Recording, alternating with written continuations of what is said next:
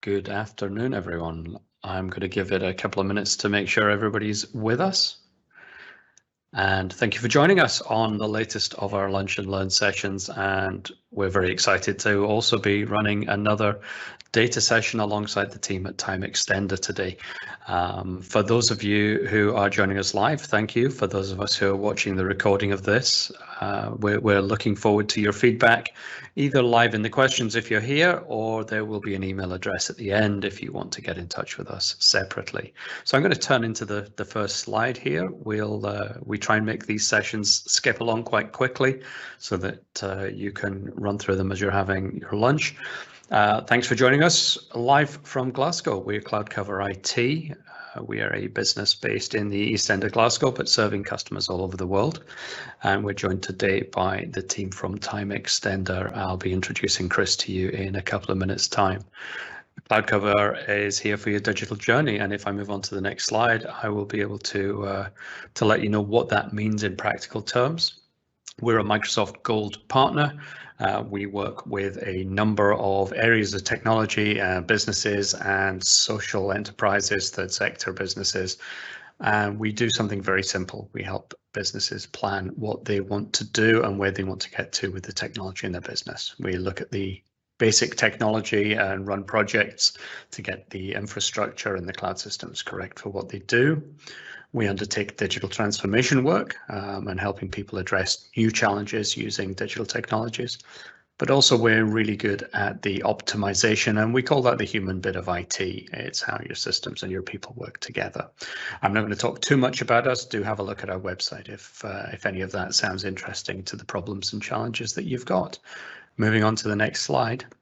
I'm going to talk about today, which is really the partnership with Timextender. CloudCover are very proud to be working alongside Timextender, looking at one of the biggest and most ongoing challenges within technology, and that is how do you make data work for you?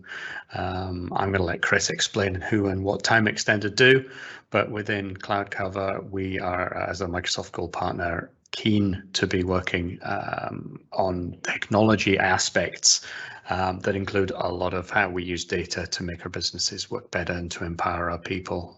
Looking on to the next slide, we went to try and identify a partner who could work with us on big data projects, and it was quite simple. When you look at the market, Timextender were an obvious choice. I don't know if, Chris, you can just put up the next 2 or 3 slides there. We looked at the sorts of partners that they worked with, and we had businesses that were the types of businesses who are working really well with the data and using that as part of their platform for the whole world operations of their business.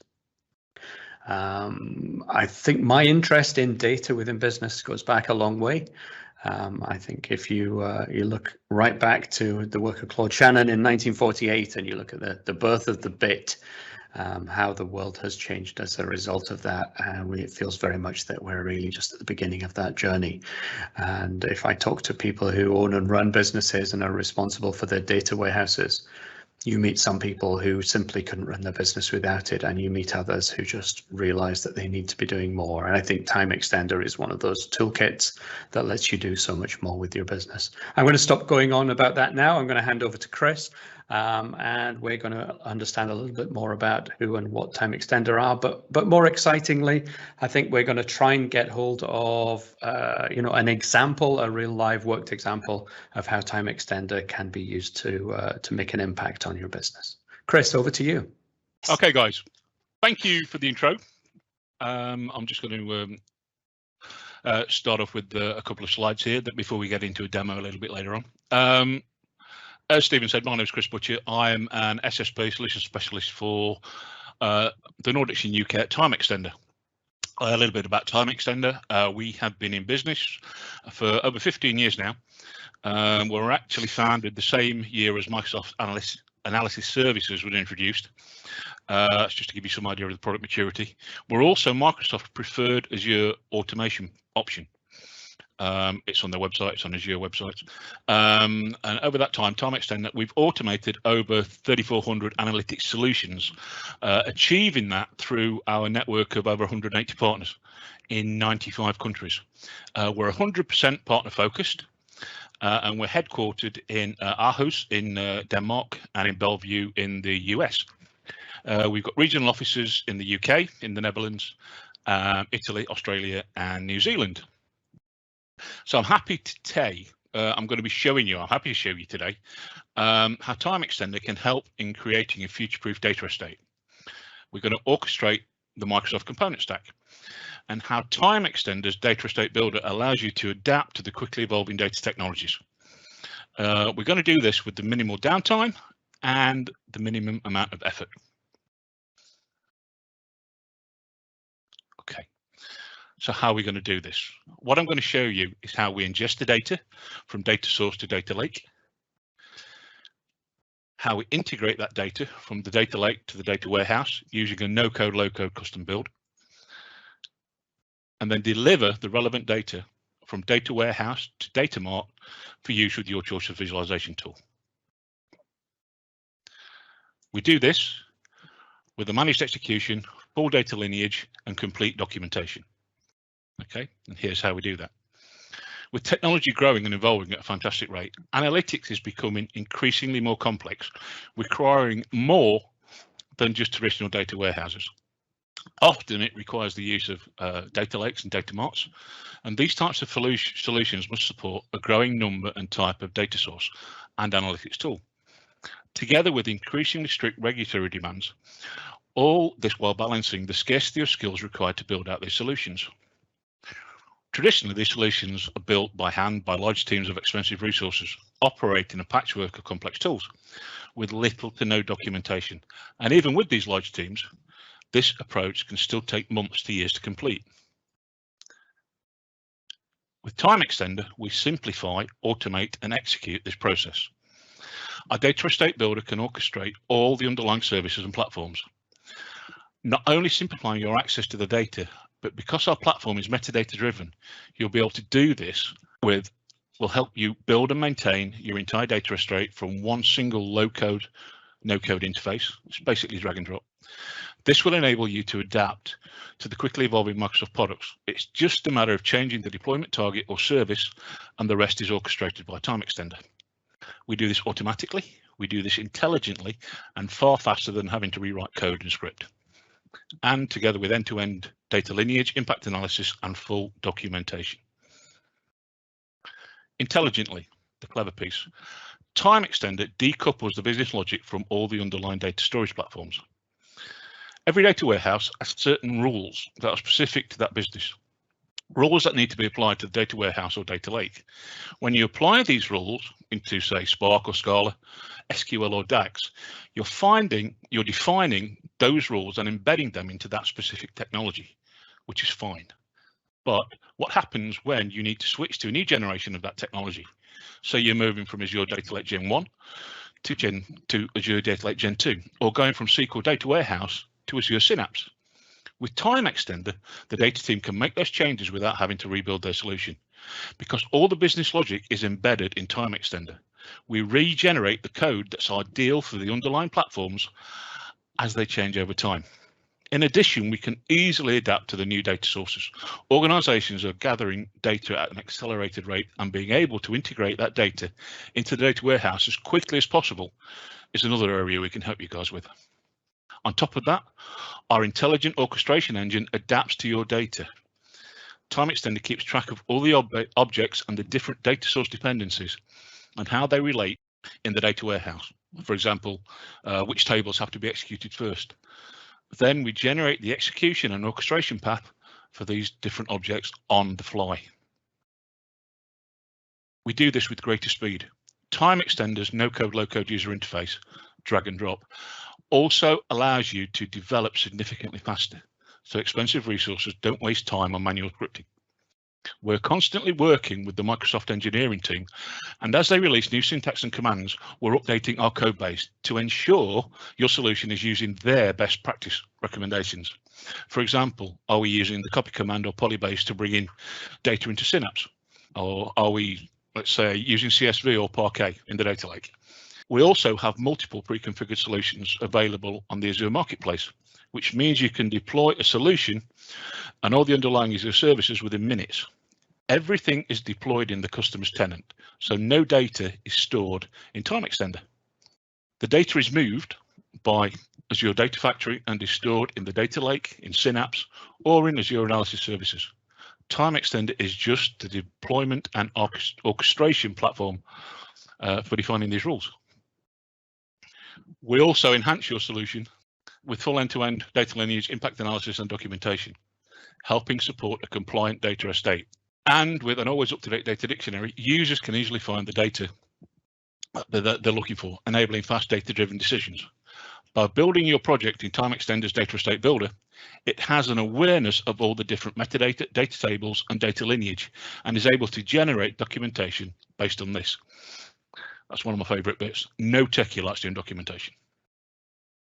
As a Microsoft partner with a gold certified data platform, we maintain a strong commitment to research and development of our technology.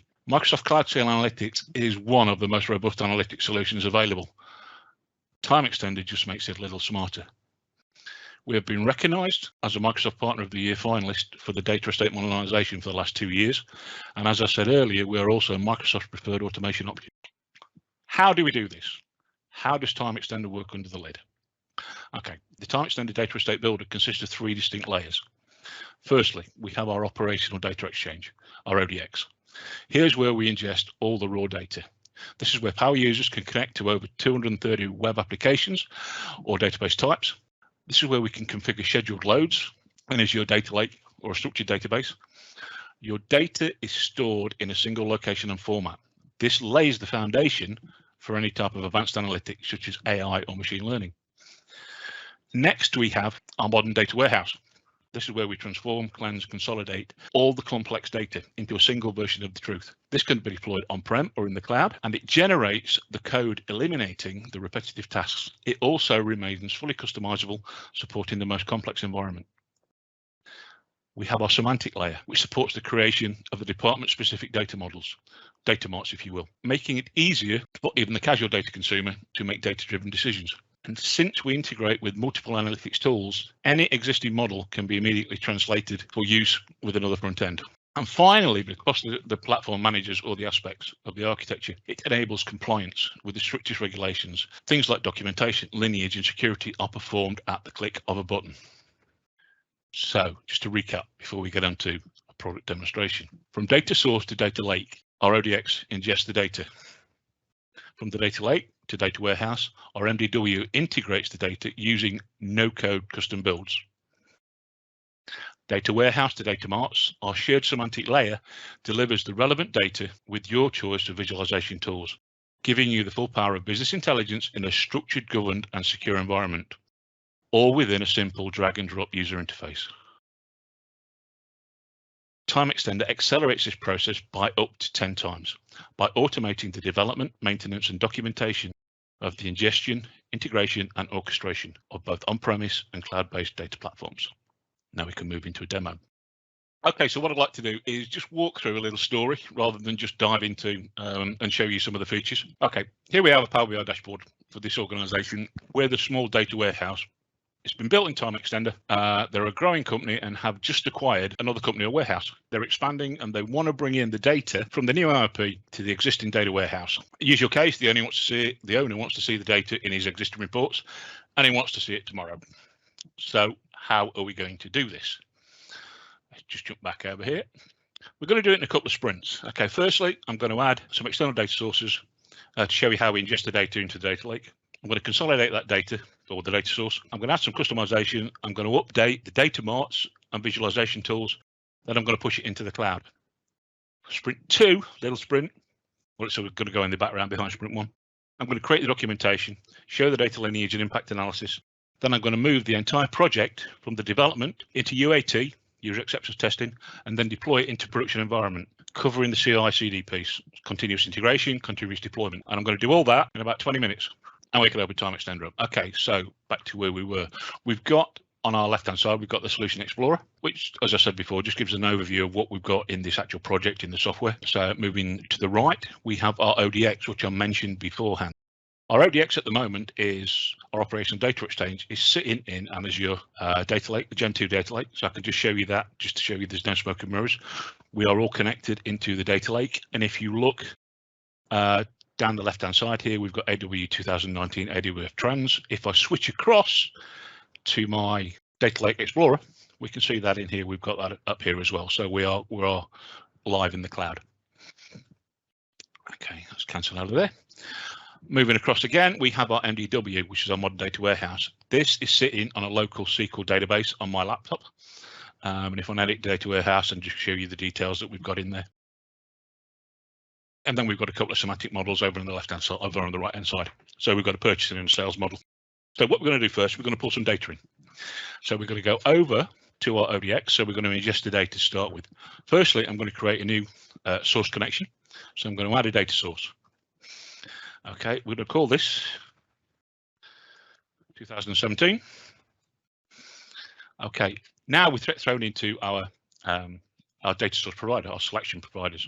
As I said before, we've got over 230 of these. So if we just move down, you can see at the bottom, we've got the ones that are already installed on my laptop. So it will pick up, the software does pick up custom connectors, anything you've got installed on your server. All the other connectors we have in here are all free. You get them all with the software. Okay, so there's no cap on, you pay so much for one connector, pay so much for another connector. You get all the connectors within the flat price. So what I'm going to do here, I'm just going to look for an SQL connector. So I've got my SQL connector down here. So if I go to next, then I need to give it a data source name, and we give it a username and a password, and an issue catalog. And just for cooks, we're going to use the old chestnut of AdventureWorks. Okay, we're going to go to next. The software is now going to ask me what I want to pull in. At this point, we can go in and we can select individual tables. So we can go in and we can just select by schema, or we can select by table, or whatever. But what I want to do is I want to pull all the data across, all the data tables across at this point. So I pull all the data tables across. So that's it. Now the software is asking me if I want to create a transfer task, which I do want to do. But as soon as I select finish on this one, what's going to happen over on the left-hand side? You'll see that the AW 2017, the software has already gone away and it's trying to sync from my laptop up to the data lake just to create the prerequisites for transferring the data across. So if we go to finish, the sync started.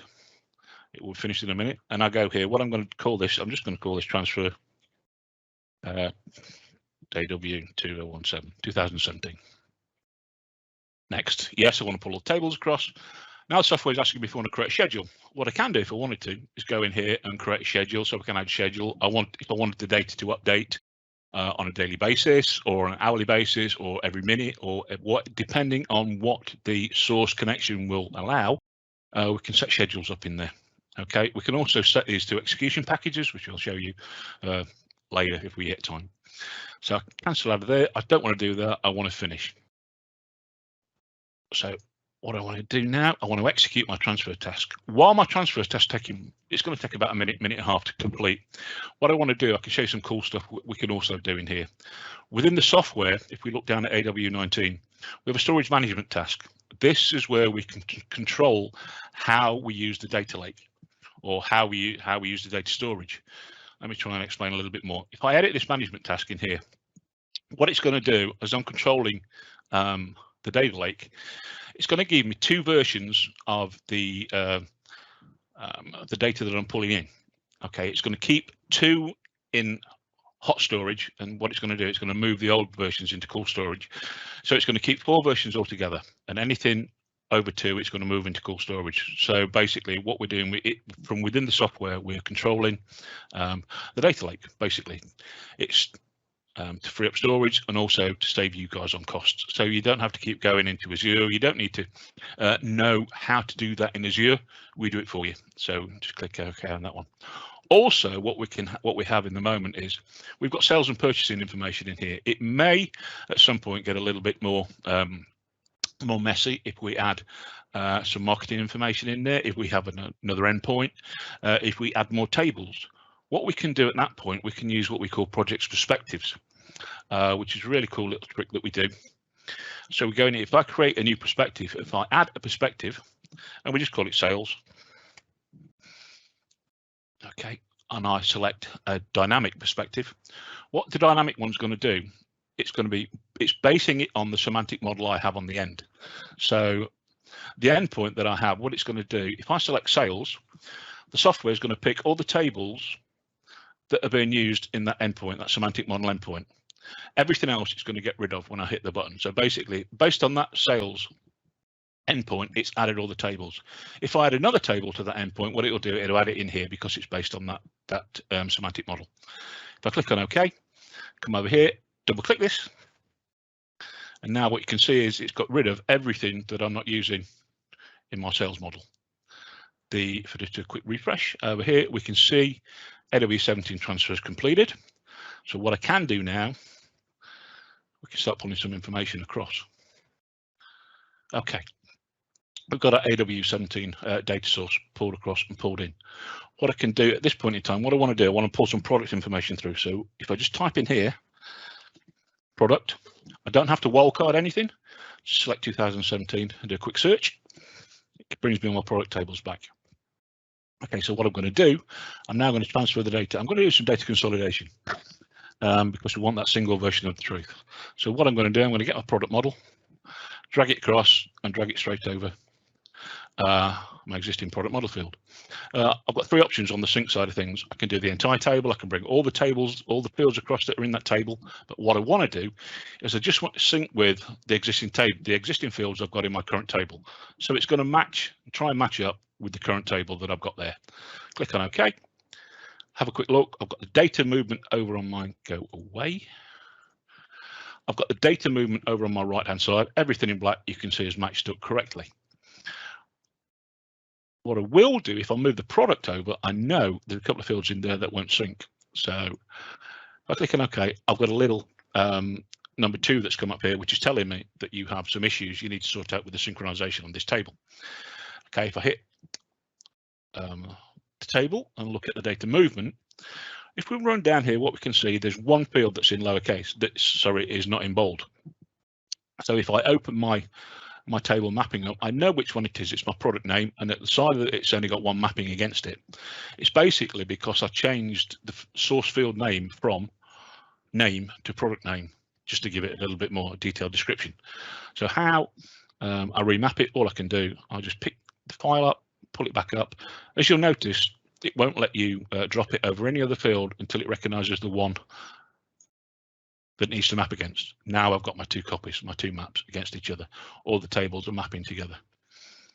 Now I want to pull some sales information in. Same again, just type sales, system goes away, brings me back all my sales information, all the tables with sales in. Okay, so what I want to do with this one, I want to pull in some sales order header details. Again, existing tables, we're fine on the data movement, and then sales order detail. Data movement, again, we're fine. That's simple, relatively easy, not a problem. The software has done that all for us. What I want to do now, if I want to add a field, a calculated field, so what I'm going to do, I'm just going to put a quick calculation in here, quick field. Okay, so all I do, over the software, I'm going to add a field. I'm going to call this field, what am I going to call this field? Gross line total.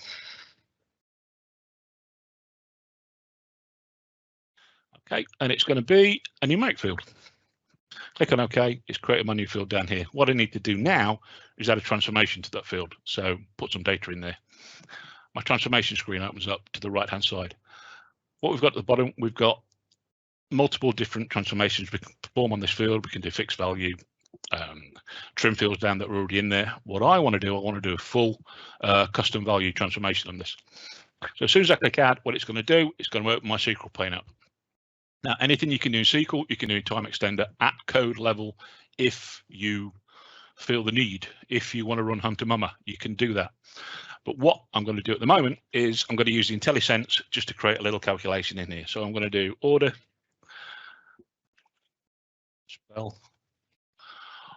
order quantity, times by unit price. Okay, with using the IntelliSense, what it's done, it's also picked up the parameters at the bottom. Now, the parameters are very important within Timextender when we're using the metadata. If I click on OK here, I can look down here and I can see my value of the new field that I've created, which is my order quantity via unit price. So my unit price field is up here. What happens in a couple of weeks normally if you decide to change that field? You'd have to go through everything. You'd have to do impact analysis. You'd have to find out if I changed that name of that field, what had happened to it. It's totally different to Timextender because we're running at metadata level. If I rename that field to USD, so we've got unit price US dollars, and click OK, because it's metadata, the software recognizes that and automatically changes anywhere that calculation is being used, anywhere that field is being used in the calculation. So it won't break the logic. Okay, so that new field has now been created. What I need to do is add that into my endpoint. So if I go over here, I can see my new field's been created on the right hand side in the data movement field. All I have to do is drag it across into my order detail field, move it up a little bit, tidy it up. What I want to show you now what I've got to do, I'm going to deploy and execute this and move everything across so we can see it in our visualization model in the Power BI. Just before we do that, what I also want to put your attention is in our modern day warehouse, what we can do, we can also add a date table. So basically what we can do, we can generate dates for you. If you've not got, I know a lot of codes, you guys have already got date codes that you build up for financial years and whatever, but if you've not got that, we can help you out with that. So we can do a start date from wherever, we can do days ahead, so you can do some future analysis if you want to do that. We can change the format separators. We could offset things so we can stagger the financial year. We can start in January or wherever you want to start that. We've got the custom periods, which is really trick. So what you can do, you can add into the software or into the data that you're pulling off. If you're running autumn campaigns, if you're running winter campaigns, you can put those in there, give it a name, give it a start date, give it an end date, and you can perform analysis on that that's not in your source data. Cancel out of there. What we can also do, if it was your want, what you can do, you can change the days of the week, you can change the quarters, and we can change the month names. So we give you that facility to do that. If I cancel out of there, I'll just show you this over here. So if I do, not that one, this is all the fields that we're going to get within your field names. So we've got all those guys in there for you. Okay, one final piece before I hit the button. While we've been doing all the dragging and dropping, Timextender's been creating the code in the background for us.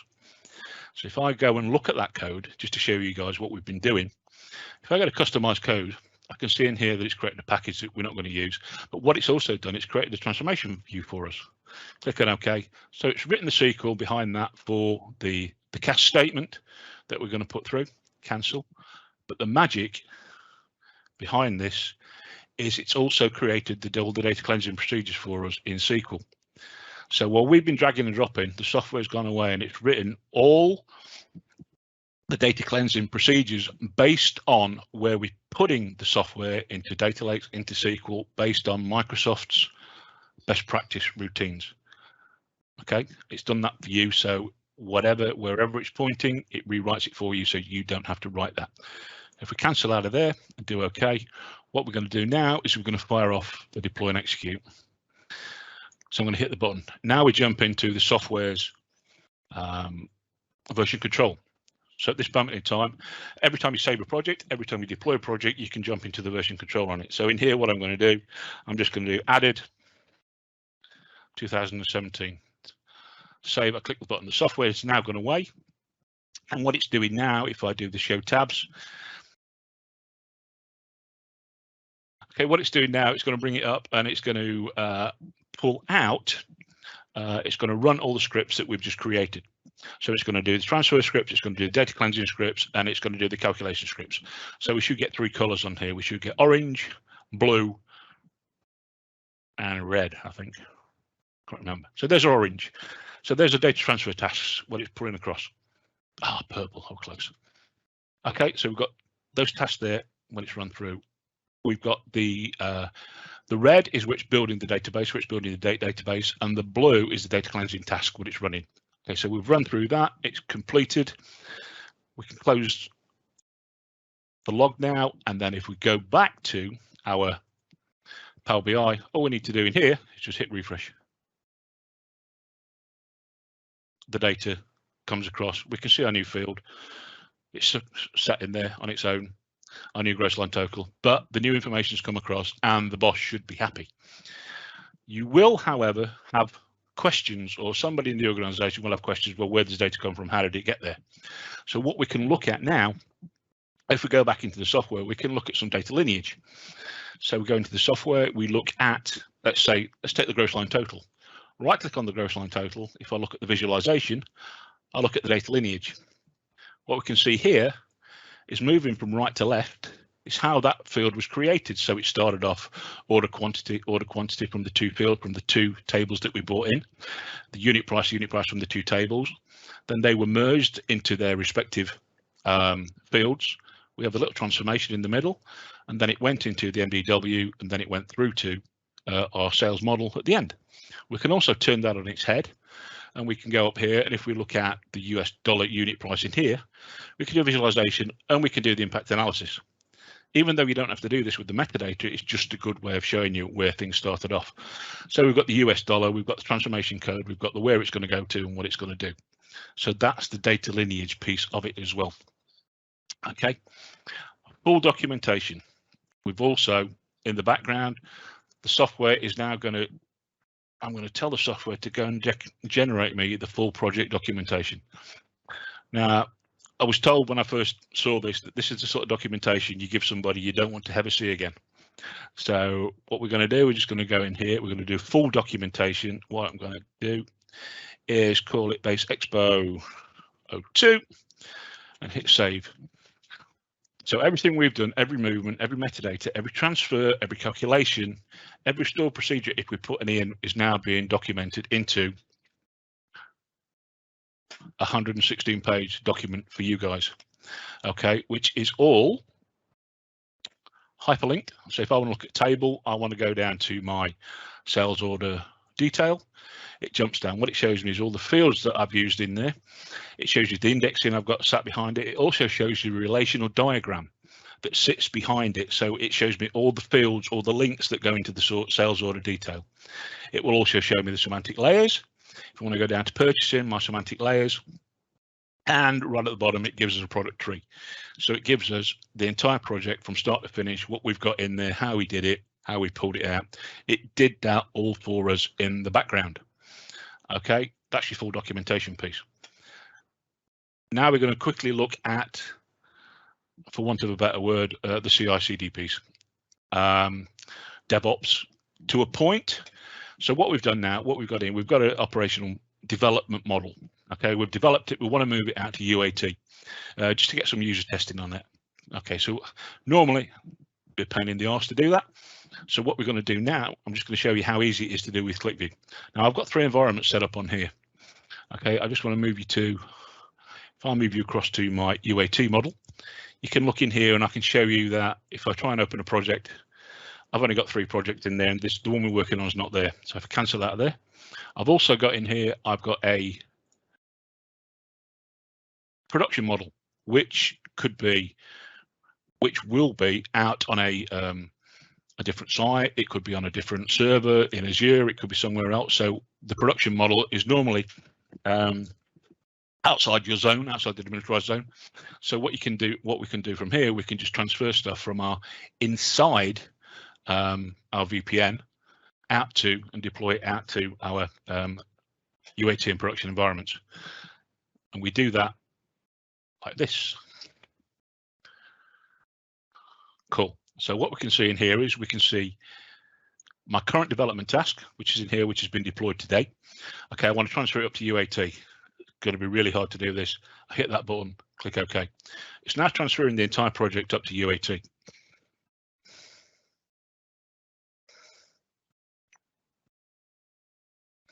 Okay, what I need to do, it's not been deployed yet. What I could do if I wanted to in here, I could deploy it, do a full deployment on it from the source development option.